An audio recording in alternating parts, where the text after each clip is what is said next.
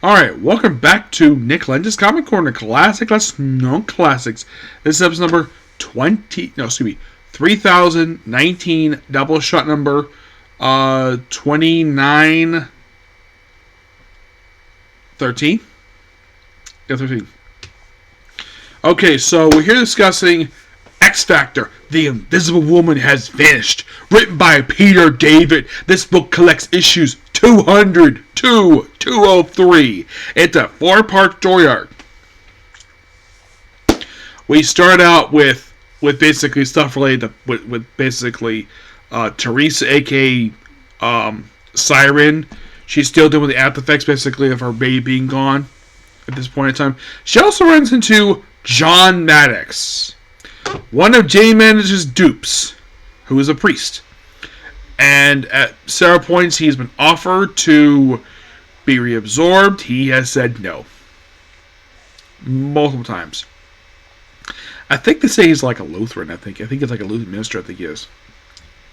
Or he's like a Episcopalian minister. So, let's start with that. So, meanwhile, X-Factor HQ, Franklin and Valerie Richards paid them a visit. Yep.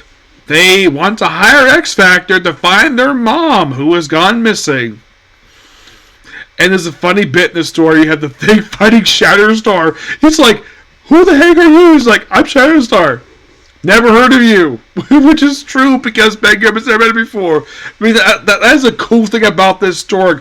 We have X Factor, this lineup, meeting the Fantastic Four. Mostly Johnny Storm is not here for some reason. But, basically, Reed basically tie up Jamie.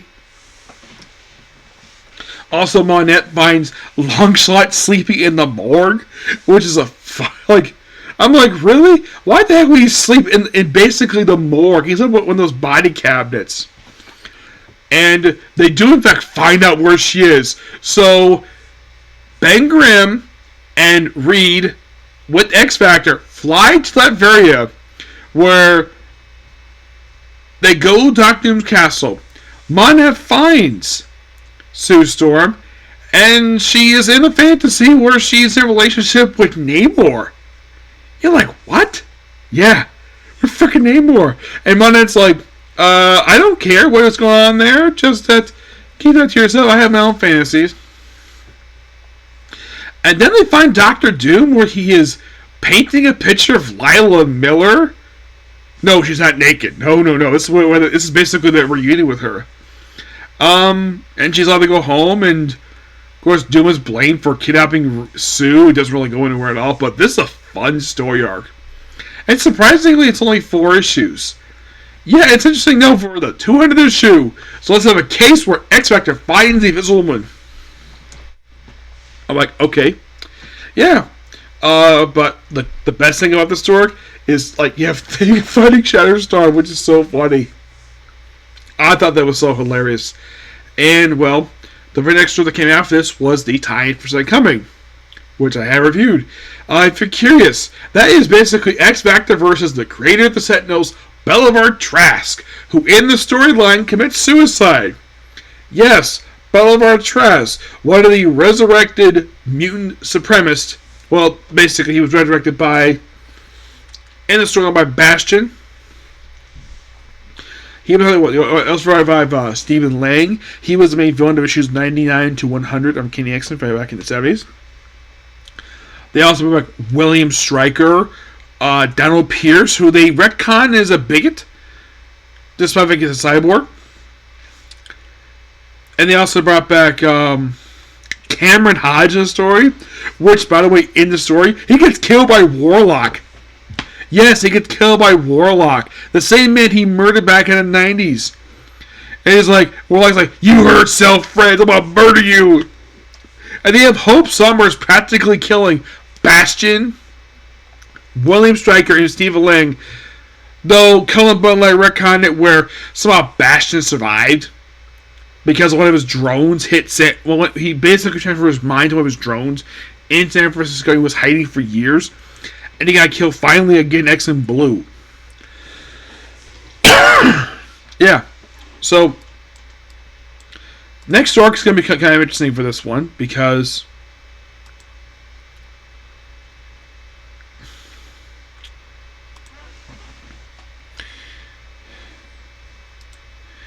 Yeah, so the very next trade will be, well, I'm also going to discuss a one shot, which is not collecting the trade here, but I'm going to discuss anyway just to get it out of the way. Yeah, next trade they go to Vegas, which is going to be fun. Oh, yeah, so much fun. Oh, what do I give? X Factor. The Zoom is finished. I give it a 10 out of 10 because this book is so fucking good. Excuse me. Next up we have is The Thing.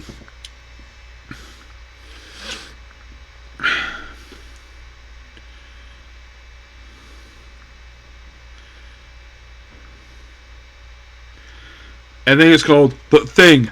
Idol of Millions. This is written by Dan Slott. And the artwork in this book is done by Andrea DeVito with Karen Doyer. And this is only 8 issues. This was, at the time, the first Thing solo book releases in the 1980s. And this was written, I think it was, 2005, I think it was, his release?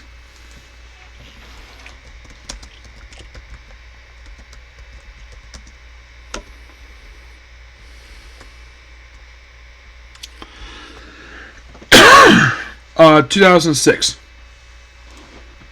Yep, this is a quite fun story. It's all about masters and games. It is basically just the Thing in the 2000s. And it's Dan Slott with his comedy at its highest. We did the first appearance of Arlo North. Who was Arlo North? He is somebody who was trying to be... It's the whole thing is trying to reunite with Legion Masters in this story arc here. This whole series. Now, we also see the first issue of Goliath, aka Bill Foster, who previously appeared in the storyline, failing the whole thing with the Other. One of these issues actually involves a card game. Yes, a card game. By the way, the Constrictor's here too. This is when he was formed. Yeah, there's this card game, which was some of the pages were collected in the early appearance of Squirrel Girl. Yeah, so basically in this issue you have The Thing versus Arcade. Yeah, he takes an Arcade, an X-Men villain, who debuted in Marvel Team Up. Yes, I'm not kidding about that. Prior to his miniseries, he actually previously appeared in Age X number 5.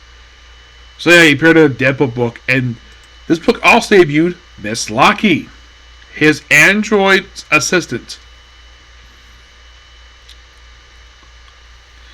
Yeah, who was killed at one point and then she came back. Yeah, she's killed off in issue 3 and then came back and did a team up. She appeared very sporadically. Her last appearance was... Oh no. They had her pop up in the Dazzler miniseries. The current one. The one where the writer is trying to out her as a lesbian. I don't know why, but he is. So I have to deal with Arcade issue 2. Basically issue 3. Actually, still there's Arcade. I think Arcade is like the main villain of the series.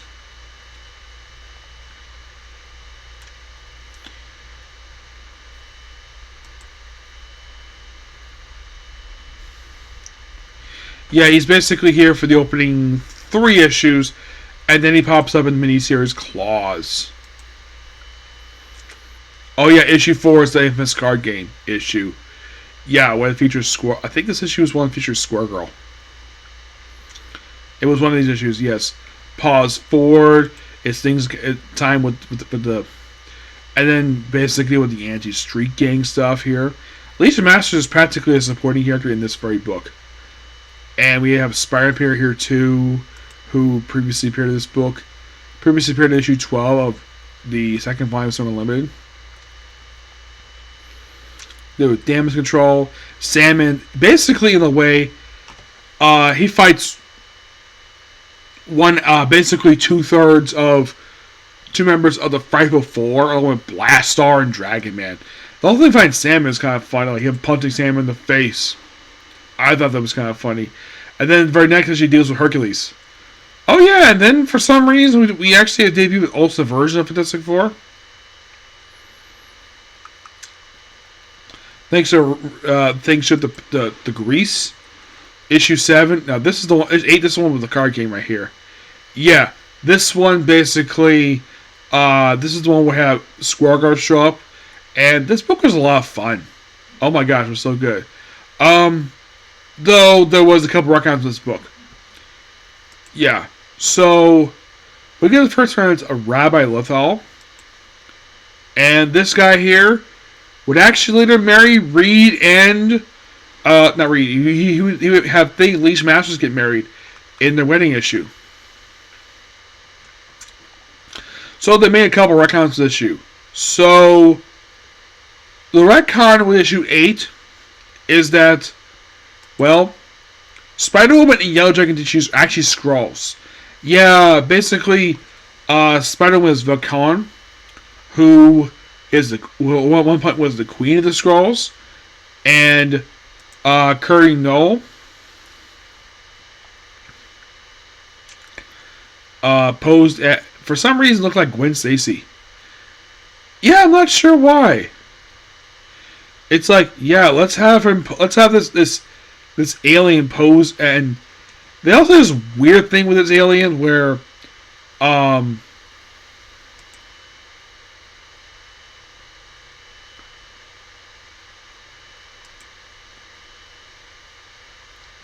where the clone of this guy, basically had a relationship with Tigra, and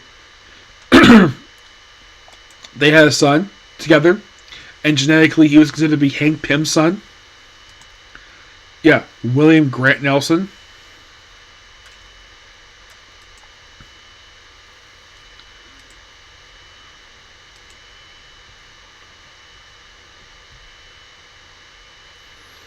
Yeah, also, Credit D actually can change his gender if he wanted to.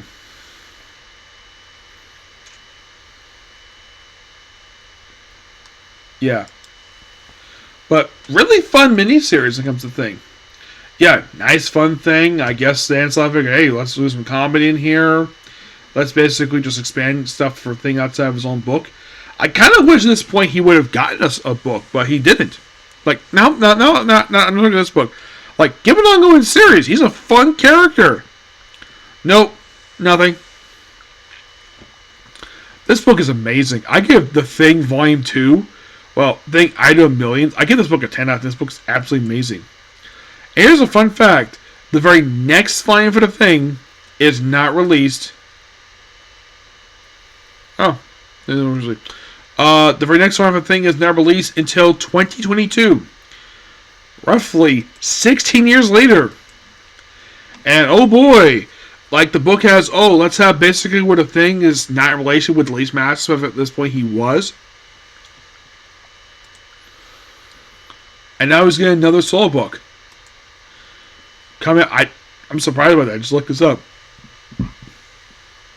So next year, The Thing is getting their solo book, and it's written by, I'm not familiar with the writer, but the artist is Leonard Kirk, which that's pretty good. When Nick Bradshaw did the cover, it looked amazing. You have Tony Felicis, who does the writing here, who had wrote Venom War Wolverine. Yep. Yeah, I give The Thing I Have Millions a 10 out of 10. Yeah, it's something just by sheer coincidence. I have a feature of 2 books to each The Thing. So, yeah, that's right now for the last book right now for The Thing until the next miniseries comes out. But next thing you replace it with is She-Hulk, Volume 2. As for X Factor, well, if you're really curious how many trades are left, well, I've already reviewed Scar Tissue and Hard Labor. I have 1, 2, 3, 6, 7, 8, about 9 more trades left to go for X Factor, and that's it. Yep. Now, in case you're curious, though, is She-Hulk Volume 2, is that written by Dan Slott? I think Volume 1 was.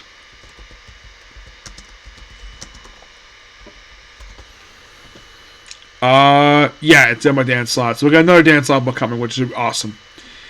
And I love revisiting the era of like 04, 20. I love revisiting this era because I thought this era was amazing.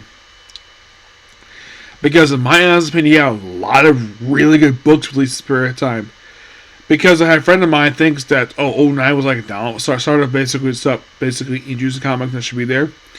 Not that I saw. I'd say it's more recent stuff, not current stuff. Yep. But yeah, let's pick a particular view. Please be sure to like, comment, subscribe, turn notifications, and do not hit the dislike button. So I'm gonna call it night because it's getting kind of late now. So I'll see you tomorrow for Doctor Who. I think I have about one more comic corner left. Let's see. I think it's like one more.